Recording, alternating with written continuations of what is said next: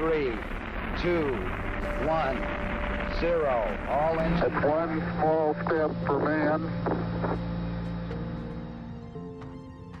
個人一小步，人類一大步。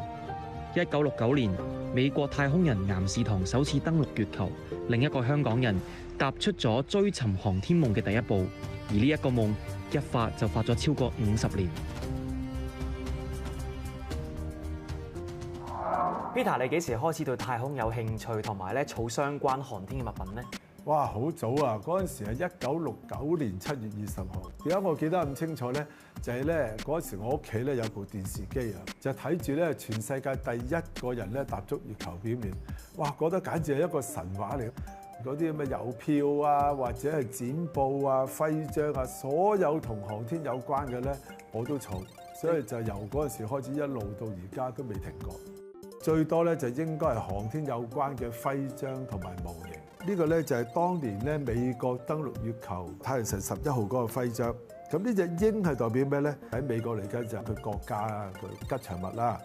咁咧而佢當時選擇嗰個登月艇個名咧就叫 Eagle 啦。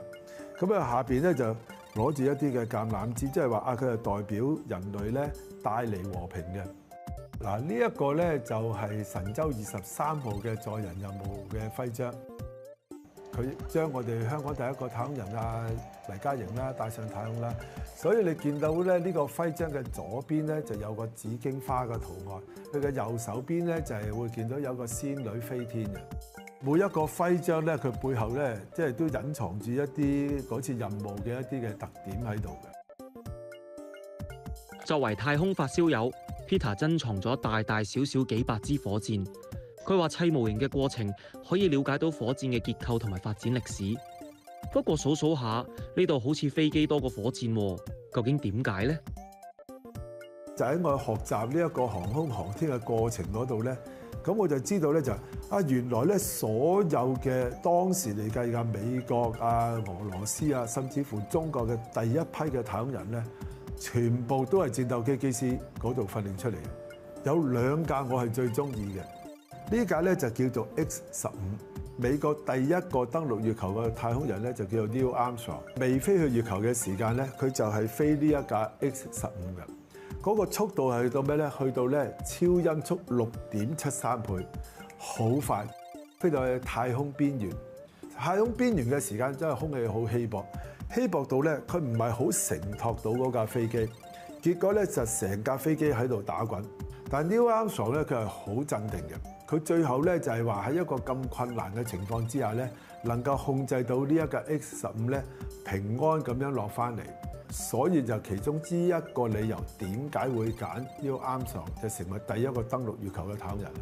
所以我覺得佢係一個非常之重要嘅一架飛機啊。X-15戰機梗係重要啦。30年前 ，Peter 就係根據盒上嘅海報寫信俾美國太空人訓練計劃，竟然意外得到同世界各地太空人交流嘅機會。Peter 仲帶埋一班本地學生去到唔同國家嘅訓練基地體驗，希望推動航天教育。世界各地嘅航天機構送咗好多珍貴嘅航天物品俾佢作為支持，包括呢啲太空人先至有得食嘅太空食物。今日我就有機會試食太空雪糕啦！嗱，呢個3粒好似咧一粒一粒嗰啲，好似扭計式拆出嚟咁樣。